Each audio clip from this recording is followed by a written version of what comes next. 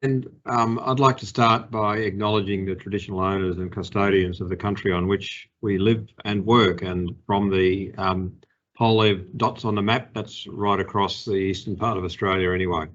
One of the really heartening things for me moving into the biosecurity space was the importance of country to biosecurity. And one of the things that I've really connected with is also how our First Nations people have a really strong connection to country and how important biosecurity is to them. So from an environmental impact point of view, it's great to have so many people online, and I really want to do a shout out to the members of BQMAC, our Ministerial Advisory Council, including Scott, the chair, for the work that they're doing as well in relation to assisting with the midterm review. The focus of this event is the midterm review, and I would really encourage you to read the document that's been circulated. It's really a PowerPoint presentation around the midterm review. It really is a great summary of where we're at and some of the challenges that we need and opportunities we need to be focusing on.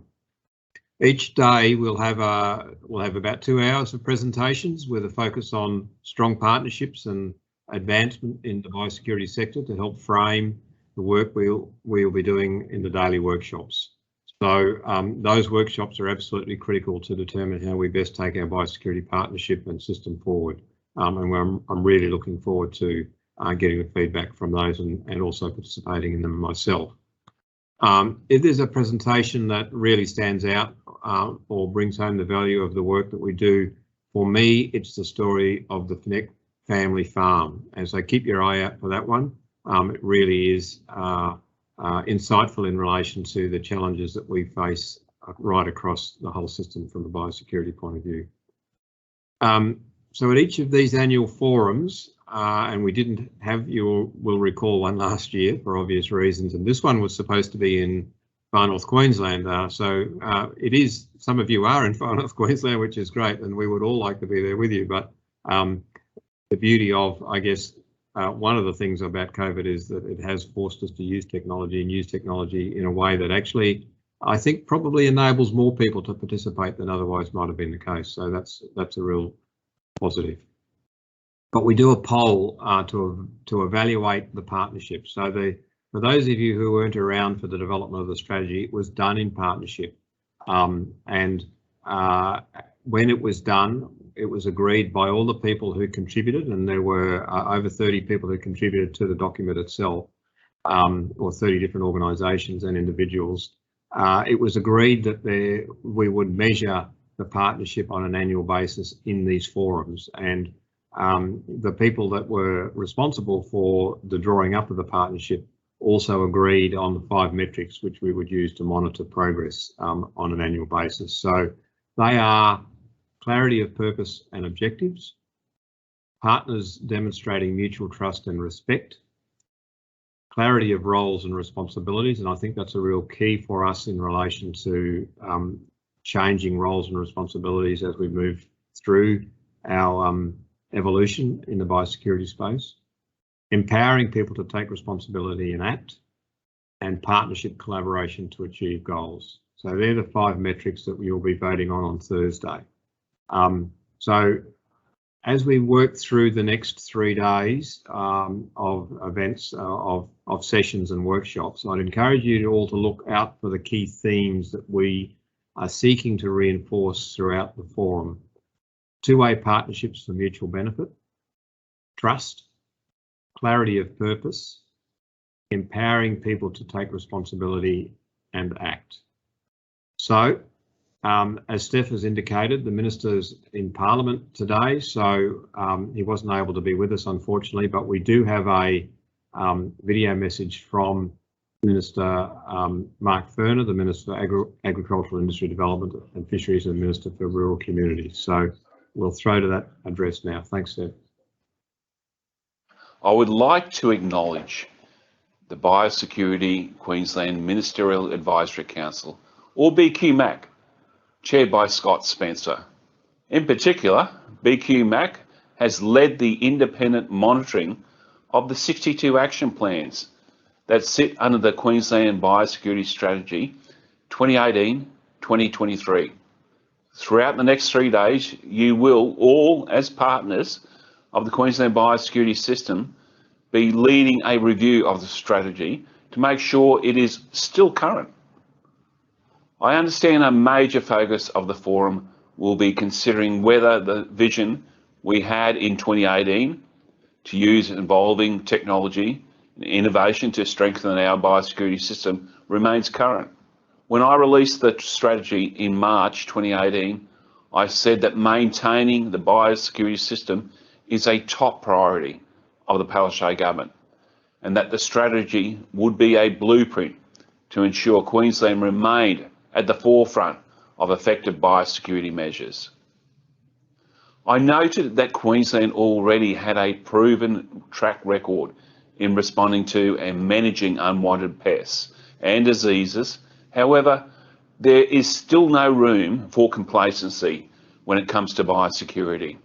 This is still true today, and the COVID-19 pandemic has reinforced this and highlighted the need to be prepared for the unexpected. The strategy was developed in partnership with more than 30 organisations, and working with our partner organisations is just as critical today as it was then. It is good to see that many of those organisations are attending the forum today, and there has also been significant advances in those partnerships between the governments at all levels, industry and the community. These annual forums are important to providing a monitoring and reporting system to ensure the strategy remains on track to deliver its goals. The COVID-19 pandemic has cast a long shadow over the agriculture industry, community, and the workings of government. Among the many impacts, a decision was made not to host a partnership forum during 2020. But I am pleased that we have transitioned to this virtual forum for this year's forum. The Palaszczuk government remains heavily focused on Queensland's COVID-19 economic recovery plan to create jobs and drive down unemployment. The global pandemic has heightened most people's awareness of just how important biosecurity can be. It is now well recognised that biosecurity threats in Australia are increasing and will continue to increase, and that Queensland is particularly vulnerable to entry and establishment of new threats. We have continued to ensure that producers are prepared for new invasive pests and diseases such as African swine fever, while working cooperatively with the federal government to prevent incursions. In addition to biosecurity measures, the Palaszczuk government also delivered on our promise to hold a comprehensive review on the Animal Care and Protection Act, and we will continue to work with stakeholders on that review process. The 2021-22 budget put agriculture and biosecurity at the forefront of our economic recovery, with increased investment in biosecurity by 8.8 million over 4 years and 1.1 million ongoing from 2024-25. This funding builds on the $500,000 that the government invested in establishing Biosecurity Commons. I understand Dr. Dodd will speak to this on Thursday. Everyone's resources will continue to remain stretched, so it will remain critical that biosecurity measures continue to become more effective and efficient. Your keynote speaker, Professor Paul Cairney, will speak about public policy in the context of partnerships and specifically the role of leadership during crisis. The Queensland Government accepts the leadership challenge that is expected of it, but also greatly appreciates the leadership efforts of other partners, in particularly local governments, industry, and the scientific community. The new level of understanding of biosecurity as a result of the pandemic provides an opportunity to further improve community biosecurity practices to protect industry and the environment. Despite the many initiatives in place to enhance biosecurity, a critical need is to understand the knowledge, attitudes, and behaviours of industry members and the community. This understanding provides the basis for determining the best way to enhance industry and community knowledge and behaviours. Biosecurity Queensland has taken steps to increase this understanding, and this work will be detailed on the second day of the forum. The strategy states that the action plans are periodically refreshed with reference to increasing knowledge and changing environments. While the strategy has provided the framework for a biosecurity partnership, and the action plans analysis by BQMAC suggests that it is timely for a mid-term review of the strategy. I'm advised that National Biosecurity Committee has commenced work on a national biosecurity strategy and the transformations required to build a truly national biosecurity system. Additionally, learnings from the COVID-19 pandemic relevant to biosecurity are becoming available. These developments have coincided with the midlife of the strategy, and it is timely to consider whether the strategy themes and principles remain relevant and if changes are required to ensure the biosecurity system remains resilient to emerging threats and opportunities. This forum is the first step in this process, but we are committed to open and ongoing partnership as we take this forward. BQMAC will continue to play an important leadership role in guiding the next steps and defining the priorities for changing biosecurity awareness and actions across Queensland. I encourage you all to be bold over the next 3 days, challenge traditional thinking, and commit to your role in partnering to best protect Queensland's biosecurity systems. So great to hear from the Minister there. Now, since the last forum, BQMAC has been refreshed to bring recognised national biosecurity experts from across government, industry, research and community together in a leadership role to advance our biosecurity system. Scott Spencer is the chair of BQMAC. He has a long career in the public sector and is a passionate advocate for biosecurity. Scott, welcome today. And can you share with us your reflections on the Minister's opening remarks and our task over the next 3 days? Thank you, Steph. Good afternoon. You made me blush. Good afternoon to everyone, and a special shout out as well to my Biosecurity Ministerial Advisory Committee colleagues who are on the line. Excuse me. Given that everyone's stolen the thunder that I was going to talk about, I thought what I might do is give a quick rundown of what BQMAC has been doing. As Steph said, since the strategy was put in place, BQMAC has been refreshed and is much more a strategic committee these days.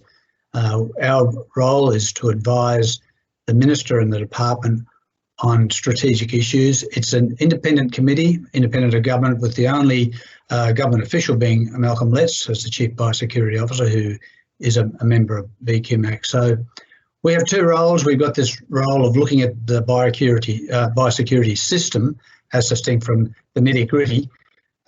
Many of us would probably like to get into some of the nitty-gritty issues, but we have refrained from doing that, and we're trying to keep it at a system level because we're dealing with a multi-headed hydra. It's quite a beast. It can be cumbersome at times, and what we want to make it do is make it to be as effective as possible, but also make sure it's simple enough for people to understand and to work with. So we've got that overarching role of strategic advice, and as the Minister said, we've been given responsibility of oversighting implementation of the strategy.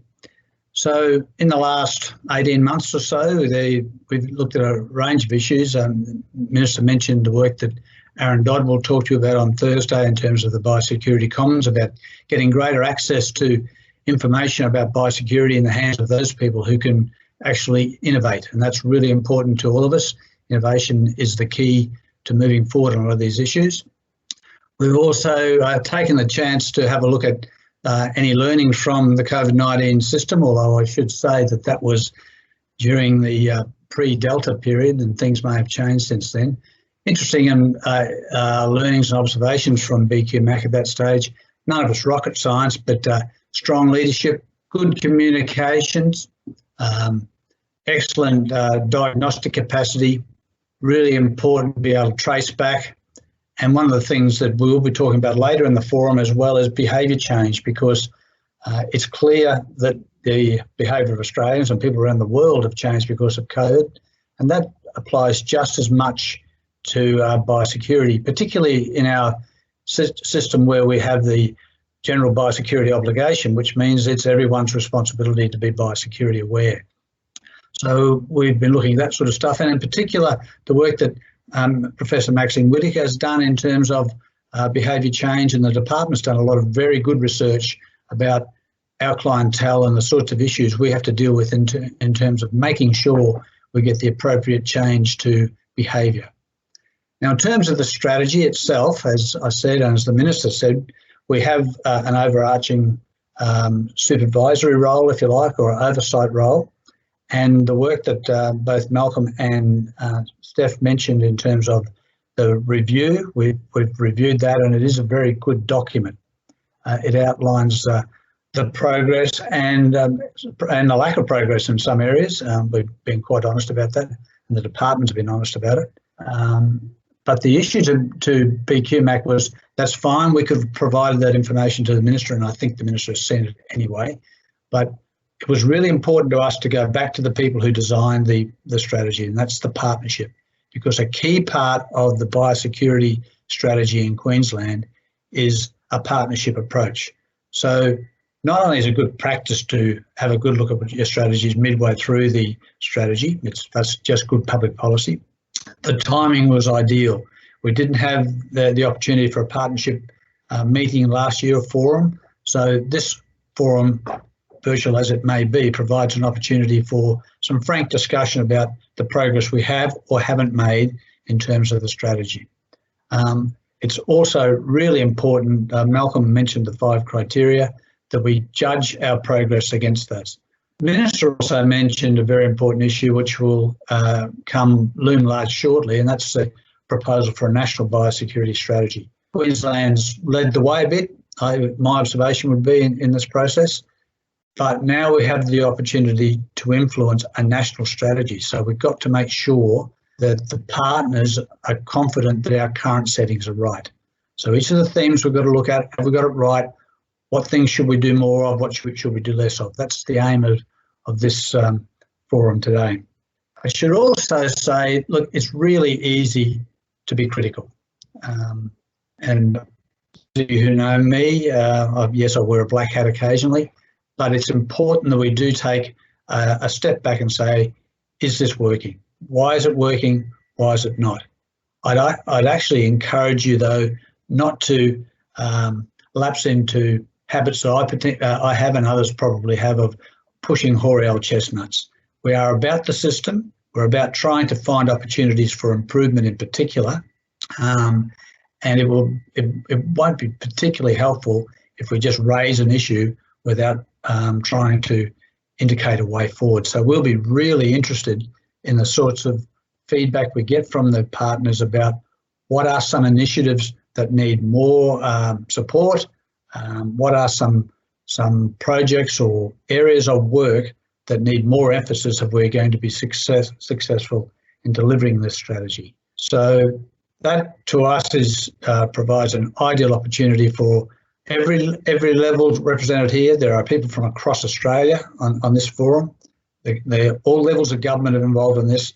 Most importantly, industry and the community are all involved in making this thing work. So Malcolm mentioned the word trust, and it's really an important issue that we build trust amongst the participants so that we can have those hard discussions when we need to have them. We can have them in a guilt-free environment.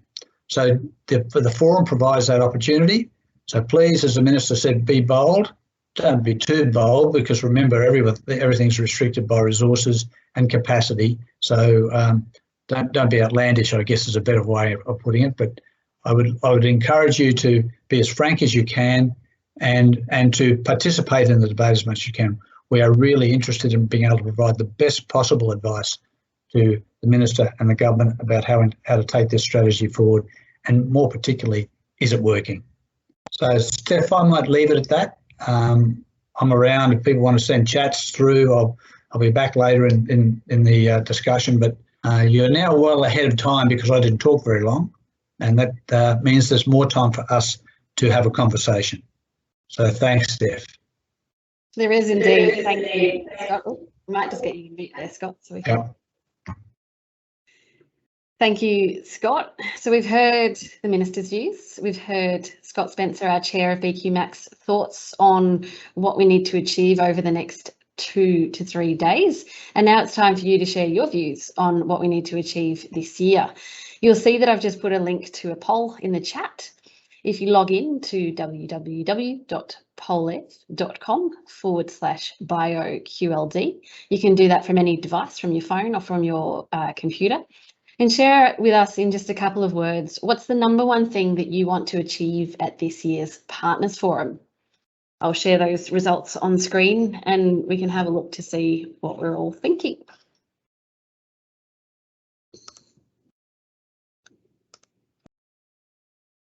All right, so let's have a look and see what's coming through right now. What have we got there? So priorities. Understanding, strategy, obviously moving forward, keywords that are coming out through this. Confirmation is sticking out there as well.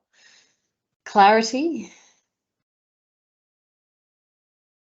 moving forward, priorities, partnerships there as well, an important focus for this year's event. Got some clear plans, action, collaboration. Keep those ideas coming in. Thank you, folks. That's excellent. Now, as I mentioned before, we are going to continue to use the chat function a lot today. You're going to see links to polls. It's where you can ask your questions. Scott is online today. If you've got any questions for him, hit him up through the chat. He'll be happy to respond to you, as any of our speakers will be today. If you see something you like in the chat, feel free to give it a thumbs up.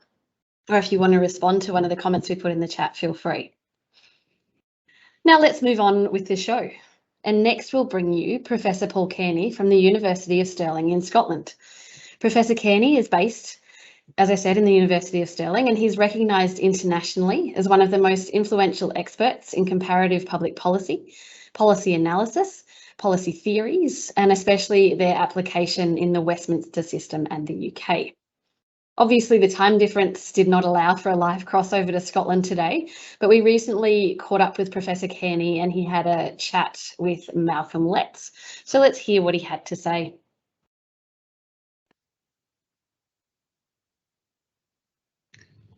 Welcome, Paul, and thanks for your time. It's really good to have you in the forum with us and to get your insights into the whole area that we're talking about in relation to partnerships and shared responsibility.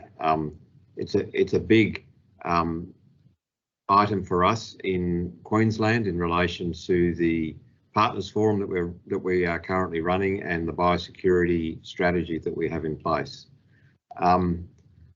Your insights in terms of the research you've been doing over the years and in the last 2 years, I guess, in particular around COVID, is what we are particularly interested in.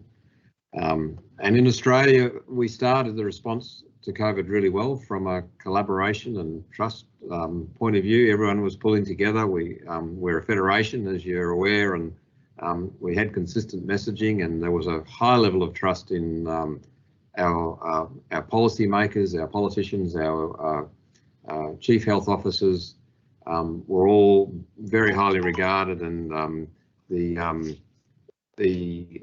respect levels went up, across Australia with all of those elements. Unfortunately, we're now seeing some levels of resistance across Australia due to inconsistent messaging, some different approaches that are being taken in different states, and a general breakdown in trust depending on where you're located. We know you've had a really good look at what's happened in the UK and how the UK has handled the response to COVID, and particularly how the community and key partners have engaged with. Would be interested in what some of your key learnings are, where this might have gone wrong, and what might have been a stronger approach from your research? Thanks. Yeah, thank you. So, I mean, to be honest, the UK, I think most people in the UK will still look quite fondly at Australia in terms of, you know, levels of wrongness. The UK, I think, is still seen as, you know, a lessons from failure type approach in most cases, maybe not with the vaccine, but certainly with the response. So, you know, there's a whole list of things that people have said that UK did wrongly, you know, to explain the unusually high number of excess deaths that occurred in the UK. So that includes things like not taking it seriously enough in relation to the existing evidence, you know, so when it was apparent in China, and the other focal point in the UK was the rise in COVID in Italy in February 2020 that the UK didn't respond to quickly enough. The other criticisms, you know, it didn't act as quickly as others to test for infection or limit its spread. It didn't introduce swift measures to close schools and businesses and social events and regulate social behaviour. It didn't stop people coming into contact with each other at events and public transport. And there were key instances where things went wrong in its system. So it discharged people from healthcare to social care, you know, older people, without being completely sure that they were COVID-free. So that was a big issue, particularly last year, about the high numbers of excess deaths in care homes and such. And so, some people said that it was responding to the wrong pandemic, you know, treating it like measles or flu rather than something new and much more infectious. And it didn't secure enough personal protective equipment and testing capacity in anticipation of something like this. And I mean, there's a whole list here, isn't there? I mean, some people said that the problem was it was trying to just mitigate the spread of infection rather than control it, you know, and people would throw around that phrase herd immunity to say that some governments were just hoping that enough people would get infected. I don't think that one's quite true, but that certainly was quite slow. And a final criticism was about its reliance on information that proved to be wrong, so that it didn't close down quickly enough because it had miscalculated the rate of transmission and the doubling time of cases and so on. So in terms of what it could have done, you know, better with hindsight, there are obvious ones that I think really chime with the Australian and New Zealand experience. You know, the UK could have locked down much more quickly. That was, I think, the biggest failure. They were 2 or 3 weeks too late in relation to their calculations. It could have done more. So one of the biggest, I think, issues with the UK has been the extent to which they want to, you know, close borders and limit international travel. And I think the final thing they could have done, which people don't talk about as much, is they could have paid more attention to the inequality of spread. You know, because I think in cases like this, you know, half the population or a proportion of the population can afford to stay safe. You know, they can live and work at home, and they can access, you know, food and stockpile and such like. And then most other people cannot. And so, you know, the spread of infection and you know, serious illness and death was highly unequally spread throughout the country as well.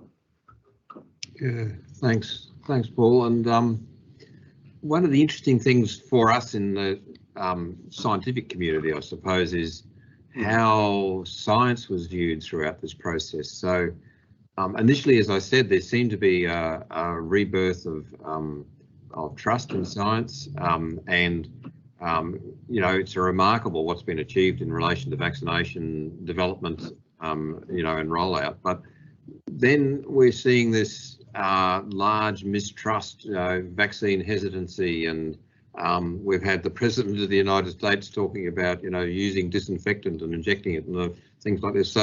So interested in what you think some of the biggest failings in communicating scientific facts have been, and what we could learn from a non-human biosecurity response space, I suppose.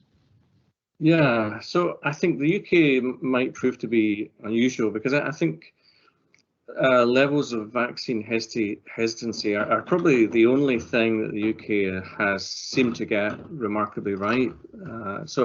But I think with science, the UK government's problem, I think, was a bit more long term. I think a lot of it was to do with uncertainty within science at the time. So one of the things I studied was there was a so-called scientific advisory group for emergencies that were, the key government science advisors and experts in particular fields, and they published minutes on what was happening from early 2020.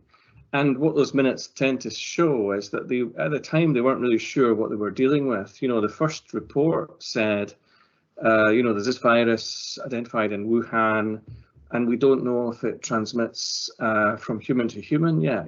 So there was still a lot of uncertainty there within scientific advisory committees about what was happening.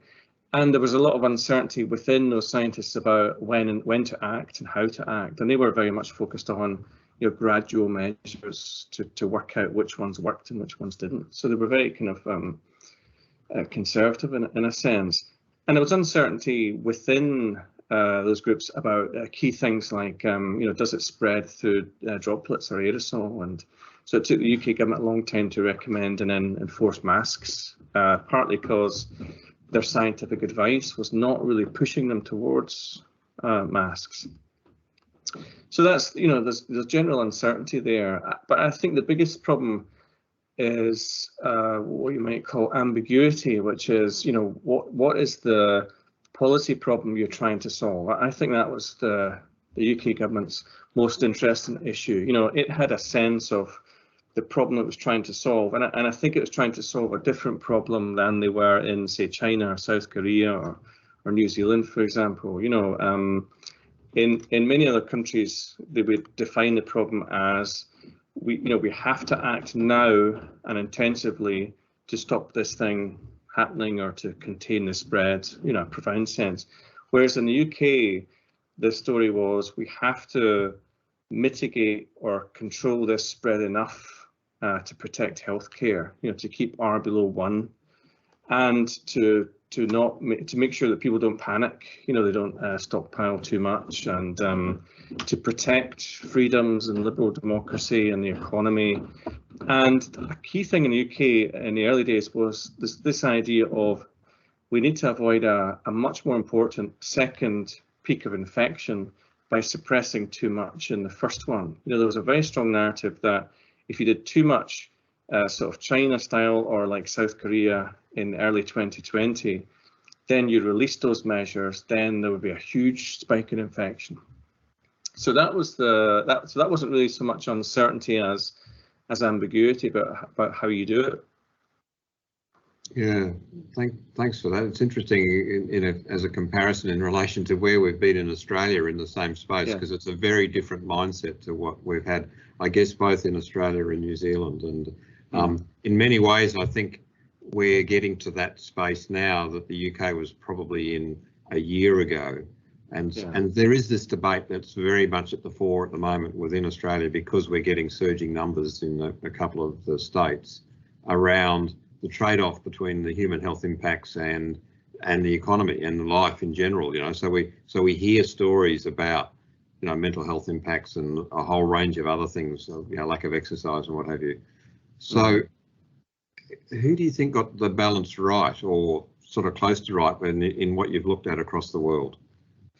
I mean, I think certainly this idea of protect freedoms in the economy, that was a big feature of UK government definition of what they were doing. And I think the critics would say two things. I mean, one is that if you look at lots of comparable countries, economic growth in the UK was lower than countries who had more restrictive measures. So it wasn't a trade-off. They weren't mutually exclusive. You could have a better functioning economy if you had the right measures to protect or control spread, and that certainly was the case in the UK. And I think the UK experience was quite instructive after the first lockdown, because the UK government was trying to exit from lockdown again with reference to the economy and freedom and such like. But what tended to happen is they would unlock for a short period of time and then have another lockdown because the first one had gone wrong. And I think the effect was, particularly in key industries, the UK government was giving these signals to businesses that over time they became less and less trustful of. So in areas like pubs and restaurants, they weren't sure if this release of lockdown would stick and if it was worth reinvesting in their facilities. And I think that's particularly a complaint just now by say a travel industry, that they have a traffic light system for countries you can go to, but they often change who is in which category very quickly. So you can go. I think people have gone to particular countries with a green light, and when they've been there, it's shifted to a red light, and it's caused all this kind of uncertainty with this knock-on effect for economies. So I think that's been the message, that high restrictions not necessarily bad, releasing restrictions not necessarily good for the economy. Yeah, it's fascinating, isn't it? So that, coming back to what we're attempting to do, and so putting all that into what we're trying to do here in Queensland in the non-human biosecurity space, I suppose. And we've been working on this partnership concept for some time now, around how we design the systems together. And I'm particularly interested in what we can do in the non-response time, if you like, to help build that trust, establish the stronger relationships, to enable the trade-offs in the longer term, whether it be in another response or whether it be in building more capability jointly to, ward off, pandemics or other pests that we need to deal with. So I'd be interested in what your views are in relation to what we might be able to do to build the trust and establish those stronger relationships. Thanks. Yeah. So this hits on to two of my hobby horses, I think. So the first one is about the idea of systems thinking. I think that's quite popular in partnership working, and it's a useful rhetorical advice, because I think the first thing people would need to learn and focus on is this idea that there is no simple top-down or centralised response that will solve the problems that people face. They require a lot of cooperation within government departments, a lot of cooperation across different governments, and cooperation between people within government and outside of it. And so there's no getting away from the need to find ways to work together. And I think a kind of systems language is quite good for that, because it says that if you do something in one part of the system, it can have this disproportionate effect on another, and so you can't ignore it. But the only thing with this language is I think it can often be very what would you say, kind of described quite optimistically, like if you can. So some people have a kind of story about if you can understand this system, and if you know exactly which levers to pull, you can have this disproportionately positive effect on it, because it doesn't work in a kind of linear fashion. It can go in fits and starts, and things can emerge very quickly. And I think the issue that I have with that is when I study sort of policy making and social systems, it's almost the opposite conclusion you come to, is to say that the reason we talk about systems is because they defy central government control, and no one really understands how they work. And so we're trying to come up with more trial and error, or other forms of adaptation to recognise that we're not in control of this thing that we're trying to influence. And so you can get very different messages from that. One is, right, let's just get the right levers, the right strategy, and things will work. And the other is, let's think continuously and critically about what's happening and try and respond quickly and at local levels. So there's that, and I don't think there's any solution to that apart from just being critical about what systems thinking means and asking people what they mean by a system. And I think lots of people are not quite sure. I think a second hobby horse would be, I think these kinds of issues have been faced in other sectors like health prevention, and so health and health policies, I think, is a a good comparison where this is instead of this is not communicable disease, this is non-communicable disease. This is trying to prevent cancers and diabetes and heart disease and such like. And there's been a huge number of work about partnership working and trying to avoid thinking within a particular sector, and talking about win-win strategies and policy champions and all the kind of stuff I think will come up in this field. And some of the innovation has taken place in Australia, so there's that experience on which to draw, and it's been very heavily evaluated. Now, the only problem with that experience is, to my mind, it's largely negative. People say all the right words about what they want to do about preventing ill health over the long term. They set up units to do so, and they express high level of strategic commitment to it across different governments. But at the same time, they do a whole bunch of things that completely undermine it. They put most of their money into healthcare, and they focus much more on the economy and individualism rather than kind of structural changes. So I think that kind of my second cautionary tale is that it's very easy to get the sense that everything is going well with partnerships and stakeholders because everyone's saying the right thing, but actually underneath they're doing something very different that undermines that long-term agenda. Yeah, that's really interesting, and there is a very strong parallel there with what we deal with in the non-human biosecurity systems, I'd have to say. So there's a big demand for us to do something about those pests and diseases that are already here and established. And we're always struggling to do the preventative and the surveillance and that end, that end of the spectrum. But it's difficult to justify expenditure in that space when you're successful. Nothing happens. Yeah. Or the returns are much longer in terms of maintaining, keeping things out for a longer period of time. So, any insights into how you might actually change policymakers' thinking, I suppose, in relation to the value of actually investing in that space? Well, I mean, to be honest, I tend to research when that doesn't happen. I mean, I think the other aspect to that is sometimes we talk about economic or policy rewards and costs to long-term prevention. The other one is a political one. I think people don't get very much political credit for solving problems for the long term, and in fact, some studies suggest that the most popular people are those who deal with a crisis really well. So if you're only thinking about being elected the next time, you don't put up a flood barrier to stop a major crisis. You wait until it happens and then you evacuate everyone really well in front of TV cameras. So there is that. I mean, I think the only solution is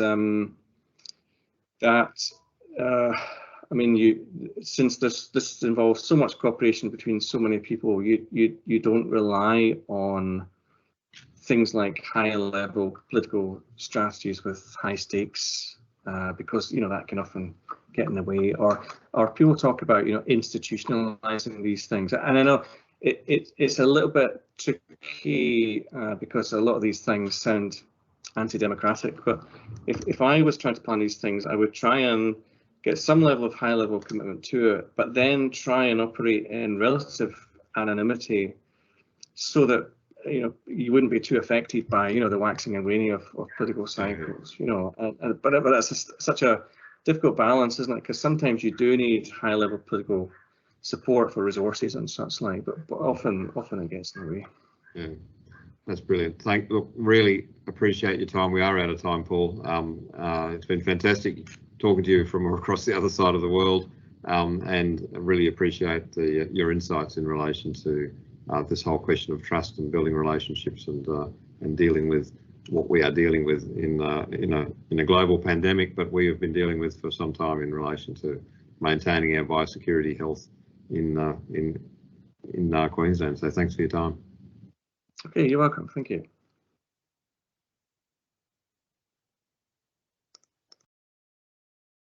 Malcolm, it's been a week or two now since you've had that interview with Paul Cairney. Do you want to give us a little bit of feedback and I guess maybe some musings on what you've thought about since then? Yeah, thanks, Steph. Look, it was a really, I thought, valuable exercise to engage with Paul. It would have been easy for him, he's an academic, so it would have been really easy for him just to give us an academic blueprint for managing, you know, some sort of infographic to say you do this, do that, and everything will work out. But he actually gave us a much more authentic response than that. And part of that was a really clear message that maintaining truly effective partnerships is not easy, it's not simple, it's not quick. It's something that needs ongoing commitment and continual focused effort.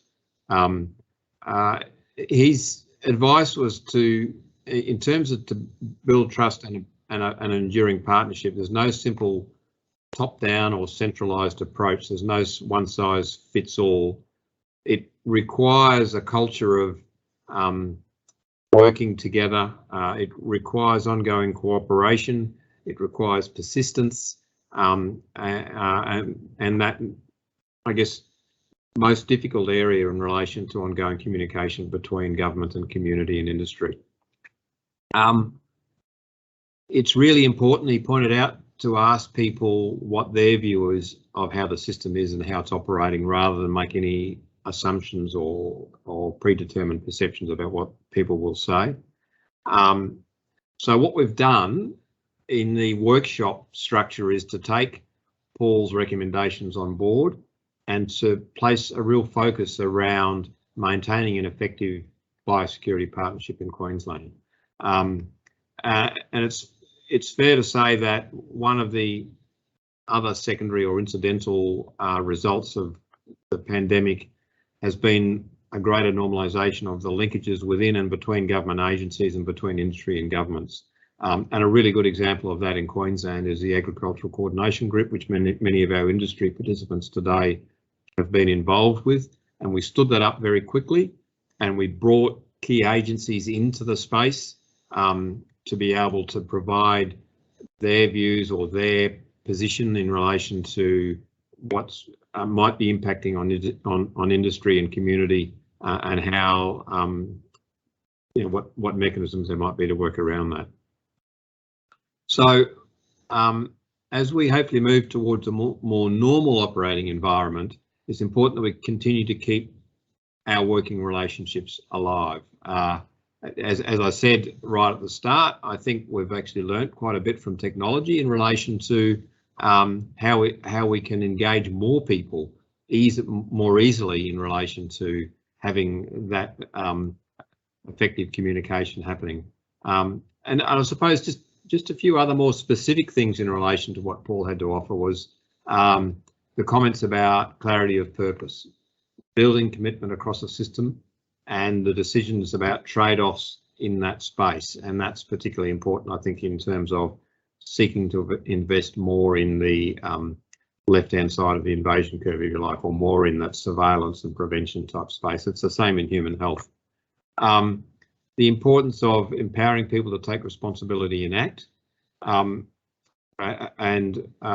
He made some comments on how we decide on where to invest our scarce resources, and I think it is worth reflecting that that's probably not going to change in any time in the near future.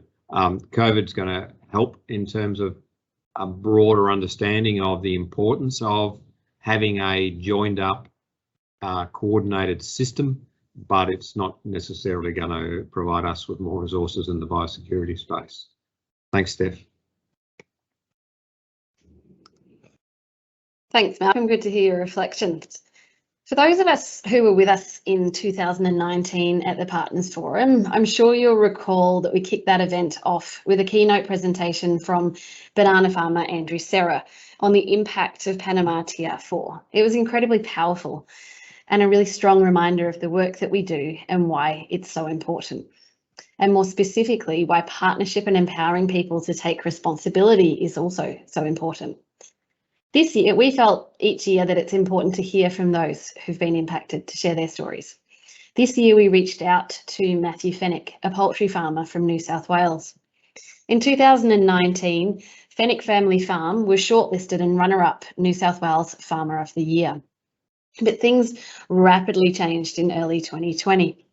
Not only were they hit with COVID-19 and all of the challenges that that's brought to small business, but they were also hit with a salmonella outbreak, despite having kept it off their farm for almost 2 years, with it only being 3 kilometres down the road. Matthew is a strong advocate for biosecurity, and he felt like he had ticked all of the right boxes. But as the next interview shows us, one person doing the right thing won't protect us all. Like Andrew Serra's story, Matthew presents us with a sobering reminder of the importance we all play in managing our biosecurity system and the devastating impacts for small business when it fails. We pre-recorded this interview with Matthew last week, as he is busy on farm today. Matthew, thank you for joining us today to share your story around what happened with your business recently and the importance of biosecurity with all of our Queensland biosecurity partners at our forum this week. Before we get into what's happened to you this year and how devastating it's been, let's just walk through a little bit about who are Fenech Family Farm. So hello everybody. We're a small layer operation in Western Sydney. We wholesale and retail. I've probably been running the business for the last, I don't know, 10 to 15 years or so. And anyone else in the family involved? Dad's still involved a little bit, but yeah, it's mainly me, my wife, and we've got 15 employees. 15 employees, wow, that's a great small business. Yeah. Now, biosecurity has been a big part of your business, you know, certainly since you were involved, but even before that. Can you talk us through some of the biosecurity practices that you have at your farm? Coming into the farm, we have wheel washers, sign in and sign out for delivery drivers and feed trucks and stuff like that. We even write down things that have come on and off the farm, but most importantly, we've got footbars in front of sheds and stuff like that. Within your biosecurity management plan, is that right? Correct, yeah. Yeah. And you told me an anecdote when we spoke the other day about a recent trip, not so recent, obviously pre-COVID time, over to, I think it was Cyprus and to Malta, sorry. Yeah.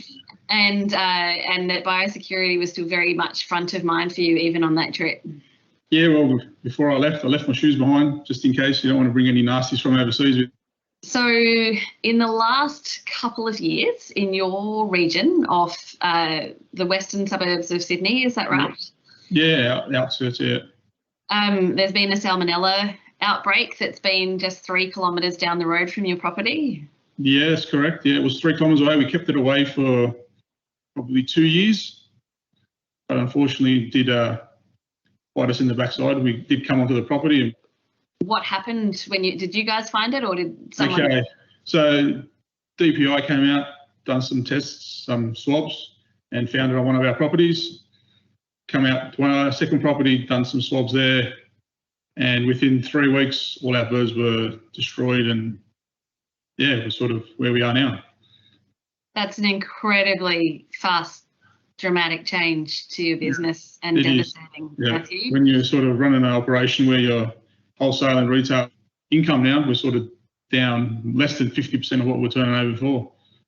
And what is the so when we're talking about this devastating loss, what sort of size are we talking about in terms of number of birds? Oh, so we went from 20,000 birds to 0. And so since then, you know, you lost your business literally overnight or within 3 weeks. Yeah. What's happened since then? We've gone through, cleaned everything, done everything. We're sort of at the end of the line now. We've sort of got a couple of little things we've got to do before we get retested. And hopefully we'll be back on track. We're sort of trying to keep our customers. We're buying in and reselling that, but the profitability is just not there at the moment. So on top of all of the things that you need to do for, you know, to get your business back into operation, you're also having to maintain a customer base despite not actually having any of your own birds, so bring them in and retain an employee base so that you don't lose them. Correct. Yeah.